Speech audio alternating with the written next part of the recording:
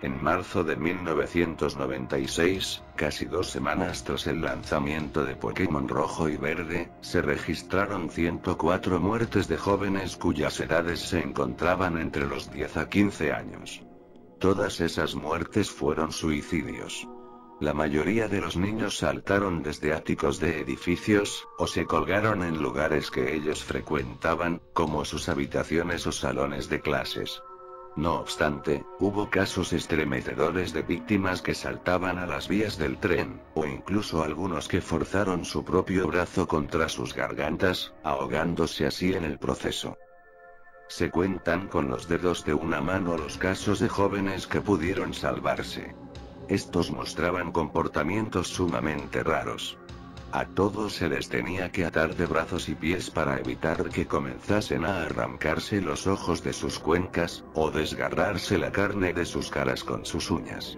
Todos gritaban en un extraño idioma irreconocible, como si intentaran transmitir algún tipo de mensaje. Un dato sumamente extraño fue descubierto al inicio de la investigación policial, y es que todos los casos de suicidio fueron de niños los cuales recientemente habían adquirido una versión del juego Pokémon.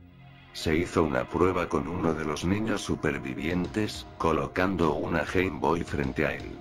Al verla, este se calmó. Pero cuando la consola fue encendida, el infante empezó a gritar histéricamente y a morderse la lengua al escuchar el tema de inicio, casi ahogándose con su propia sangre. Situaciones similares ocurrían con los otros niños al mostrarles una Game Boy. A pesar de los cuidados y restricciones, los pocos niños supervivientes murieron por tragar demasiada sangre al morder sus lenguas, en un intento de dejar de existir. Gracias a esto, las autoridades confirmaron las sospechas sobre que estos cartuchos eran la causa inicial de tal comportamiento. Pero, ¿y las otras miles de personas que compraron el juego? ¿Por qué solo fueron 104 casos? No hubo más incidentes tras esas primeras semanas. La investigación. El detective Nagaraki Sataoba fue el que lideró al equipo de investigación en este caso. Recogió todos los cartuchos de los fallecidos y los guardó como pruebas. Lo primero que hizo fue interrogar al creador de la franquicia de Pokémon, Satoshi Tajiri. Esto fue más difícil de hacer que de decirlo. Les aseguro que yo no me he involucrado en la programación del juego. Sí he puesto un elemento secreto, pero no tiene nada que ver con todo esto. Por favor, síganme. Los detectives conocieron a Yatake Noriota, un programador jefe del equipo. Este les aseguró que era imposible que un juego pudiera ser causante de tantas muertes, y que probablemente se tratase de un caso de histeria colectiva. Lo que este sí escuchó, era el rumor sobre un par de niños que cayeron enfermos al escuchar la música de Pueblo Lavanda, pero que no era más que eso, un rumor. Los detectives decidieron entonces que la única manera de conseguir alguna otra pista sería probando los juegos, continuando con las partidas que los niños dejaron. Todos tenían 15 minutos de partida aproximadamente, con un solo Pokémon en su inventario en todos los casos.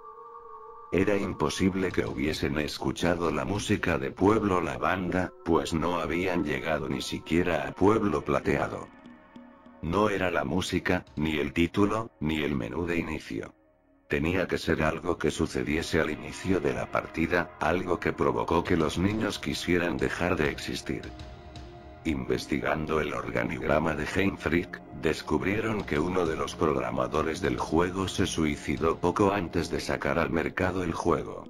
Un tal Shiro Miura, de 25 años. Al parecer, y por testimonio de algunos trabajadores del estudio, este era un hombre cerrado, excéntrico, el cual aportó solamente unos detalles finales al juego. Investigando en su antigua área de trabajo, el equipo de Sataoba descubrió algunos cuadernos donde Chiro escribió mensajes crípticos, tales como: encuentra el origen. Da la vuelta ya. Ven y sígueme. Sataoba presintió que esto tenía que tener relación con el caso, aunque no tuviera sentido alguno. Gracias a esto, el equipo de investigación tenía dos posibles pistas en forma de programadores que trabajaron en el juego. Uno de ellos era un coprogramador, llamado Nishino.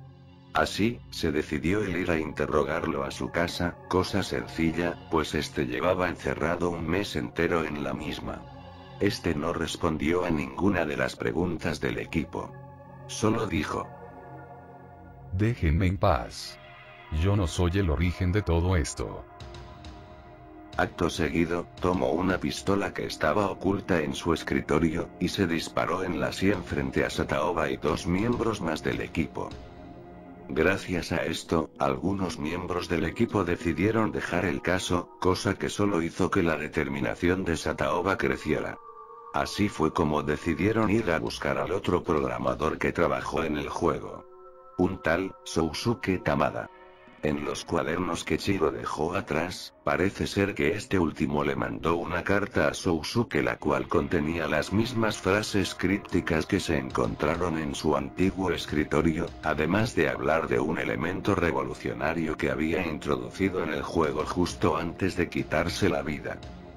Así, en junio de 1996, Sataoba se encontró a sí mismo en la sala del departamento de Sousuke, viéndose cara a cara.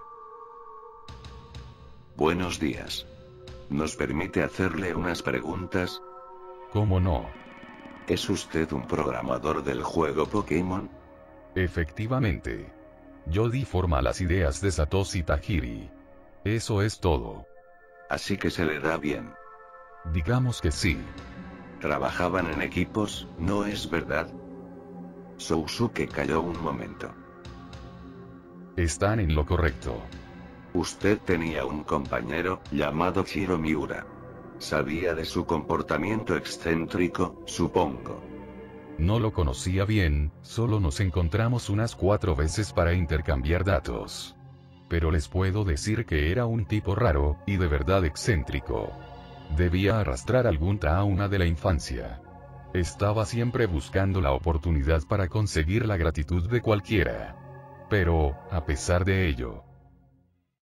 ¿Qué? ¿Qué cosa? Sousuke se quedó en silencio un rato. Creo que era un hombre muy débil. Tenía ideas grandes, pero, ya vieron cómo terminó, jeje. ¿A qué vienen esas risas? Él no era nadie especial. No se puede cambiar el mundo solo con una idea. Has de ser alguien para recibir reconocimiento. Y creo que él era consciente de ello.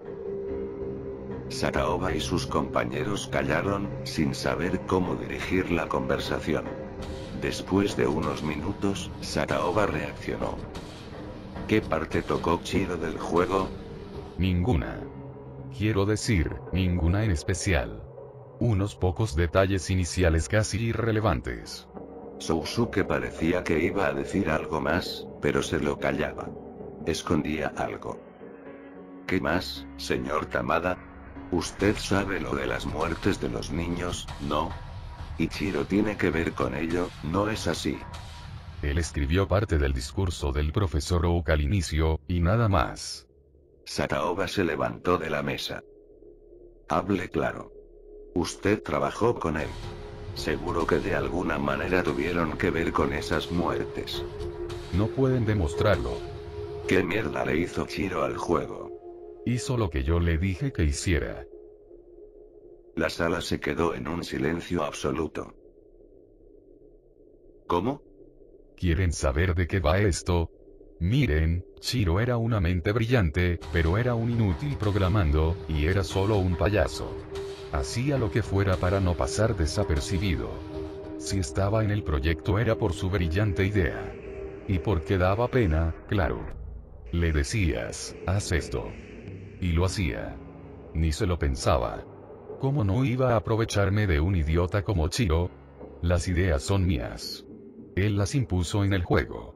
Con su filosofía y mi influencia, conseguiríamos revelar un secreto que el mundo necesita descubrir. Sousuke se acercó a la ventana. Los detectives sacaron sus armas y le apuntaron tan rápido como pudieron. Aléjate de la ventana. ¿Es que no nos oyes? Aléjate. Último aviso. Al comenzar el juego, caminas hacia afuera de Pueblo Paleta, y cuando tocas la hierba, viene Oak a decir que es muy peligroso. Bien, nosotros cambiamos eso. Imaginen que se aventuran solos por la hierba. ¿Qué quieres decir? Íbamos a colocar este cambio en todos los cartuchos, pero un error de encargo solo nos permitió poner el cambio a una primera tirada de juegos. Exactamente a 151. Solo han muerto 104, eso es lo que me extraña. Quizá han caminado y no se lo han encontrado aún. Apártate de la ventana. No nos hagas disparar. ¿Dispararme? Ja. Son aún más idiotas que Chiro. Él se dio cuenta de lo que hizo, y que podría iniciar una cadena de caos, dado que el mundo no parece estar aún preparado para esta revolución, y miren, se quitó la vida como el cobarde que era. ¿Quieren saber qué puso Chiro en el juego? Inicien una nueva partida. Descúbranlo por sí mismos. Prueben su suerte, y quizá descubran el secreto. En un momento de flaqueza, Sousuke reaccionó y desarmó a uno de los detectives, tomando su arma en el proceso. Los detectives estaban atónitos por lo que Sousuke les había dicho que no podían actuar de manera coordinada. Sonó un disparo en el departamento. Y otro. Y otro. Y otro más. Hasta 15 disparos se escucharon esa tarde de junio. Parecía increíble, pero los cuerpos de los detectives fueron encontrados tirados en el suelo de aquella sala. Lo que Sousuke no supo en aquel momento, es que Sataoba aún estaba vivo, y que llevaba un micrófono oculto en su camisa. Toda la entrevista quedó grabada. Tras los disparos iniciales, un último disparo sonó. Los refuerzos, que solo estaban a unas calles de distancia, entraron en el piso y presenciaron una situación horrible. 3 agentes y un civil muertos, y 2 agentes más moribundos. Sataoba fue llevado al hospital más cercano. No obstante, y después de un tiempo, Sataoba se recuperó, y además, se dio por cerrado el caso, pues los jefes decidieron señalar a Sousuke como el presunto culpable, tanto del caso de los niños, como del asesinato de los miembros del equipo de investigación. Nunca se dijo más sobre todo el asunto. Año 2001. Sataoba llevaba ya 5 meses retirado. Al final, el trabajo pudo con él. Justo ese día, se celebraba con gran atención mediática el 5º aniversario de Pokémon, y el gran éxito comercial que supuso. Al ver un comercial sobre el tema, Sataoba recordó las famosas 104 muertes de las que ya nadie parecía tener recuerdos. Recordó a sus compañeros muertos en aquella ocasión. De cómo Nishino se había disparado frente a él. De Chiro, y sus mensajes crípticos. Incluso de Sousuke Tamada, el cerebro detrás de todo, que se había quitado la vida esa tarde de 1996. Es hora de que resuelva este caso yo mismo, dijo Sataoba. Sataoba ya estaba retirado, pero aún tenía acceso a los archivos de la policía. Al escarbar entre tantos papeles, Sataoba se encontró con un par de cartas escritas por supuestamente una mujer desconocida, las cuales llegaron a la jefatura de policía en abril de 1996. ¿Serían de la madre de Chiro? ¿O de la de Sousuke? Escarbando un poco más, se encontró con los papeles que contenían los mensajes raros que Chiro había dejado atrás. Encuentra el origen. Da la vuelta ya. Ven y sígueme. Pero además de ello, habían otros papeles que contenían más frases, posiblemente encontrados posteriormente a cuando se cerró el caso. Una de estas hojas viejas decía: llévame de vuelta. Suena la campana. Otra hoja decía: Susejo. Libera al rey, libera a la bestia. ¿Por qué estaban estas cosas aquí? ¿Eran de Chiro, Sousuke, o de alguien más? ¿Porque Sataoba no las había visto antes? Al final, nada de eso importaba ya. Sataoba dio un gran suspiro, y cerró el archivo. A su lado, vio otro que ponía, prueba 2104A. Abrió el archivo, y se encontró con uno de los cartuchos de Pokémon rojo de la supuesta tirada maldita. Habían 150 más, los cuales se perdieron con el paso del tiempo, pero uno de ellos estaba delante de él. Su corazón iba a 1000 por hora. Decidido, tomó el cartucho y una de las Game Boy que se usaron en los experimentos con los niños hace ya 5 años. Sin perder más tiempo, encendió la Game Boy. La secuencia de Pokémon rojo estaba sonando. Se puso los audífonos, aún estando sumamente nervioso. Empezó una partida nueva. Se puso un nombre cualquiera, e inició su aventura. Habló con su madre, y se dirigió a la ruta norte. Por los audífonos podía escuchar un murmullo. A cada paso que daba, se acercaba más a la hierba. Y con ello, se acercaba más a que el profesor Oak lo detuviese. ¿O no? Quizás se encontraría con lo que Chiro puso en el juego. Dio un paso. El profesor Oak no vino. Sataoba estaba paralizado. La pantalla se desvaneció a negro. No se podía creer lo que veía. Un Mew salvaje ha aparecido. Sataoba estaba exactamente en la misma situación que 104 niños experimentaron. El Mew salvaje habló. Soy el origen de todo lo existente. Todo lo que ves a tu alrededor de tu mundo es producto de mi creación. Mew comenzó a hablar. Entonces, Sataoba empezó a escribir todo lo que éste decía. Escribió, hasta que no pudo más. Tomó su vieja pistola y se disparó a través de la boca, directo al cerebro. Se dijo que el propio Nagaraki Sataoba murió aquella tarde en un incendio accidental que se produjo en la jefatura de policía. Junto con él, se destruyeron los 104 cartuchos que se seguían teniendo en custodia por el caso. Junto con el cuerpo difícilmente reconocible de Sataoba, se encontró su libreta de notas, en donde estaban escritas las mismas frases crípticas que Chiro escribió alguna vez, acompañadas por un texto apenas legible, producto del fuego. Por ello, y aprovechando la destrucción de todo el archivo, se decidió eliminar el caso. No se podían tolerar más muertes. Marzo del 2003. Antes de seguir, supongo que te estarás preguntando quién soy yo, y cómo es que sé todo lo que te estoy contando. ¿No recuerdas que dije que fueron 2 los agentes moribundos encontrados en el departamento de Sousuke? El primer agente era Sataoba, y el segundo era yo. En ese tiempo, fui miembro del equipo de investigación de Sataoba, durante aquel tormentoso año de 1996, y con el cual tuve una profunda amistad. Por buena o mala suerte, mis heridas me dejaron fuera de combate más tiempo del que debería, haciendo que me excluyeran del caso.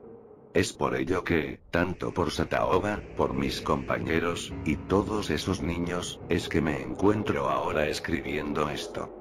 De una u otra manera, se tiene que saber la verdad de lo que pasó. Siguiendo con mi historia, y al año siguiente de lo ocurrido con Sataoba, un evento Pokémon se celebró por todo el mundo, en donde se podía capturar a Mew por cable link, a todos los jugadores que lo desearan. Aun cuando le he pedido su colaboración anónima, el propio Satoshi Tajiri se hace el loco, y siempre ha dicho que no hay relación entre Mew y los suicidios de 1996. Pero aún así, su secreto sale a la luz.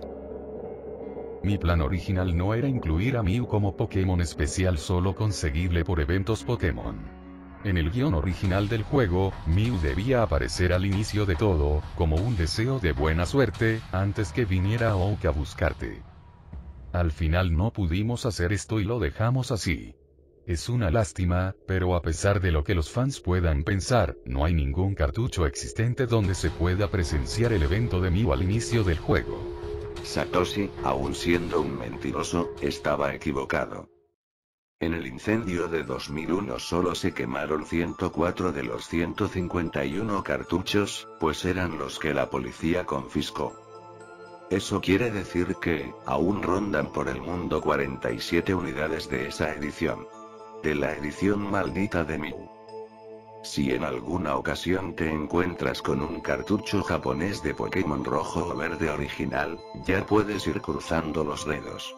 Reza porque no sea uno de los 47 cartuchos restantes que pueden estar en cualquier lugar del mundo justo ahora, pues probablemente ni tú, ni yo, ni nadie pueda con el terrible secreto que Mew oculta.